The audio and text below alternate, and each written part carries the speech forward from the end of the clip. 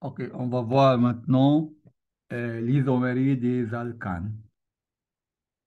Isomérie des alcanes. C'est quoi l'isomérie?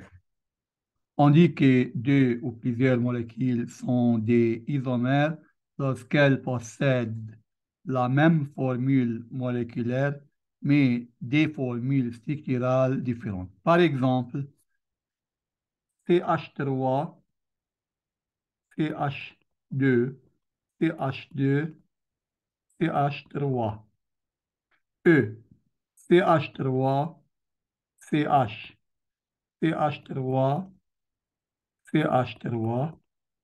Ces deux molécules possèdent des formules structurales différentes, mais elles possèdent la même formule moléculaire qui est C4H10.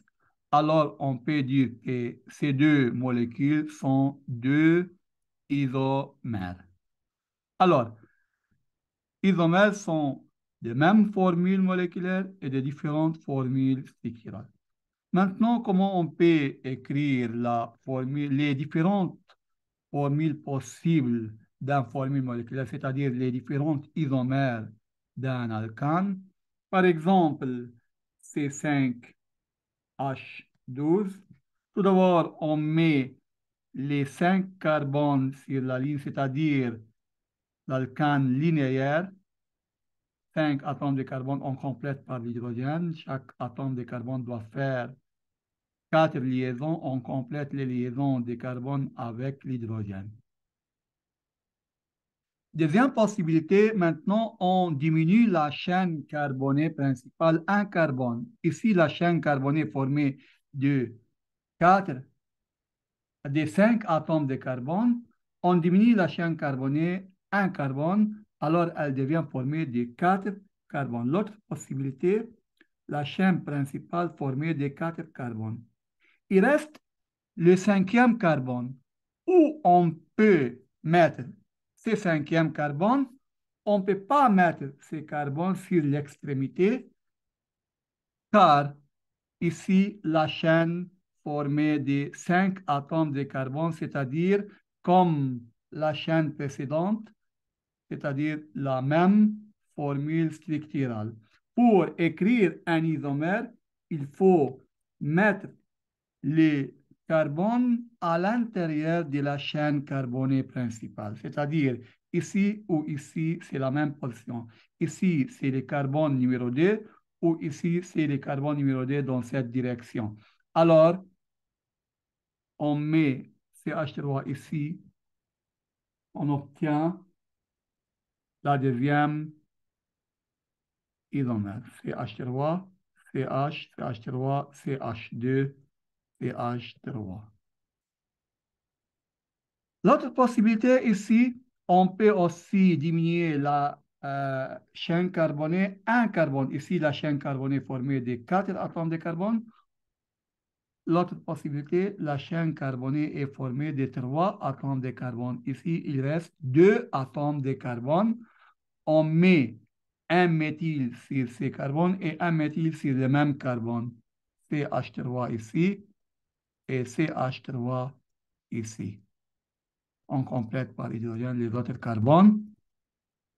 On obtient une autre molécule, une autre formule structurale pour la même formule moléculaire. Alors, la molécule C5H12 possède 3 formules structurales différentes, c'est-à-dire 3 isomères. Pour C6H14, les isomères possibles de C6H14, on commence par la chaîne linéaire, toujours 6 atomes de carbone, on complète par l'hydrogène.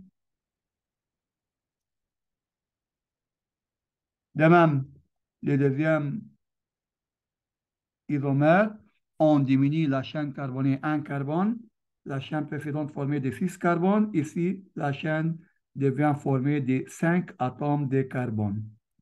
Il reste le sixième carbone. Où on doit mettre le sixième carbone? Il y a deux possibilités. Sur ce carbone, le carbone numéro 2 ou sur ce carbone, le carbone numéro 3. Sur ce carbone, dans cette direction, le carbone numéro 4, mais dans cette direction, au sens, il devient le carbone numéro 2. Alors, si on met CH3 ici ou ici, c'est la même position qui est la position numéro 2. Alors, on a deux possibilités dans la chaîne de 5. On met le groupe méthyle sur le deuxième carbone ou sur le troisième carbone. On obtient un autre isomère de chaîne de 5.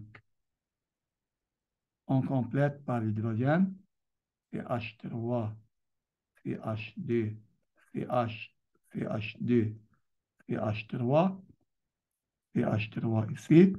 Et on complète ici CH3, CH, CH2, CH2, CH3. Alors, maintenant, on diminue la chaîne carbonée. Un autre carbone, la chaîne de 5 devient formée de 4 atomes de carbone. Il reste deux autres carbones, c'est-à-dire deux groupes méthyl. L'un, la première possibilité, l'un sur le carbone 2 et l'autre sur le carbone 3. CH3, CH3, CH3, CH, CH, CH3. L'autre possibilité, on met les deux groupes méthyl sur le même atome de carbone, le deuxième carbone ou ce carbone aussi le deuxième carbone. Dans ce sens, c'est le carbone numéro 2. Dans ce sens, c'est le carbone numéro 2. Alors, ici ou ici, c'est la même position. On met CH3 ici et CH3 ici. On complète par H, CH3, CH2, CH3. Ce sont les isomères de C6H14. On complète par les isomères de C7H16. Ici, on commence par la chaîne linéaire, 7 atomes de carbone. Puis, on diminue la chaîne carbonée, un carbone. La chaîne carbonée devient formée de 6 atomes de carbone. On met le septième carbone dans les différentes positions possibles. Tout d'abord dans les positions numéro 2, puis dans la position 3. Si on les met dans la position 4, il devient position 3 dans l'autre sens, c'est-à-dire la même isomère comme cet isomère. Si on les met dans la position 5, c'est la position numéro 2 dans ce sens, alors c'est la même isomère que la précédente. Alors, la chaîne des 6 possède seulement 2 isomères. Maintenant, la chaîne des 5 atomes de carbone. Il reste, pour compléter à 7, il reste 2 atomes de carbone. Ces 2 atomes de carbone peuvent être 2 méthyl. Le premier méthyl, c'est le carbone numéro 2 et le deuxième méthyl, on peut le mettre sur le carbone numéro 3. L'autre possibilité, le premier méthyl, c'est le carbone 2 et le deuxième méthyl, c'est le carbone numéro 4. Aussi, il y a possibilité, les deux groupes méthyl sur le même carbone, tout d'abord sur le carbone numéro 2, autre possibilité sur le carbone numéro 3. CH3, CH3. Les deux atomes de carbone peuvent être représentés par un groupe éthyle et non pas seulement deux groupes méthyl. Mais pour mettre un groupe éthyle comme ramification, il faut le mettre dans le carbone numéro 3 et non pas dans le carbone numéro 2. Si on le met dont le carbone numéro D, c'est DH5, alors la chaîne carbonée devient formée de 6 CD, c'est-à-dire des atomes de carbone. Ici, on a deux atomes de carbone, 3, 4, 5, 6. Alors la chaîne carbonée ici devient formée de 6 carbones et on revient à la chaîne de 6 comme CD isomère.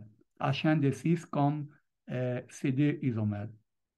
Et plus précisément, cet isomère. Alors, pour mettre le groupe éthyle, il faut le mettre seulement sur le carbone numéro 3 et non pas sur le carbone numéro 2. On met éthyle C2H5. Il y a une seule possibilité pour le groupe éthyle sur le carbone numéro 3. On ne peut pas le mettre sur le carbone numéro 4 car le carbone numéro 4 dans ce sens et on fait le carbone numéro 2 dans l'autre sens. Si on met CDH5 ici, on revient à la chaîne formée de 6 atomes de carbone. Donc, il y a une seule possibilité pour le groupe éthyle. On complète par H à la fin. Maintenant, on commence par la chaîne formée de 4 atomes de carbone. On diminue la chaîne carbonée, alors aussi un autre atome de carbone. La chaîne devient formée de 4. Il reste 3 atomes de carbone. On met un groupe méthyle sur le carbone 2 et un groupe méthyle sur le carbone 3. Il reste un groupe méthyle sur le carbone 2 ou 3, c'est la même. On le met sur le carbone numéro 2.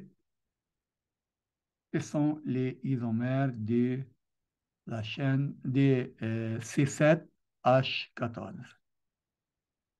Si on diminue la chaîne carbonée, un carbone, c'est-à-dire la chaîne carbonée devient formée de 3 carbones, il reste 4 atomes de carbone où on doit mettre ces 4 et on peut mettre 2 atomes de carbone, les deux autres, si c'est carbone et c'est carbone, alors la chaîne principale devient formée de quoi? De 5 carbones, on revient à 7 isomères. Alors, ce sont les isomères de C7H14. C'est la notion des isoméries des alcanes. On peut alors écrire les isomères d'un alcane en diminuant la chaîne carbonée un carbone chaque fois et on met ces carbones dans les différentes positions possibles, puis on diminue la chaîne carbonée un autre carbone et on met les deux carbones comme groupe méthyle sur les différentes positions possibles et s'il est possible, on les met comme groupe éthyle. S'il est possible, si la chaîne carbonée est formée de 5 ou plusieurs, alors on peut mettre un éthyle. Mais si la chaîne carbonée est inférieure de 5, c'est-à-dire formée de 4, on ne peut pas mettre un éthyle. Aussi, les isoméries pour les carbones, pour les alcanes halogénés, comme par exemple C3H6 et L2.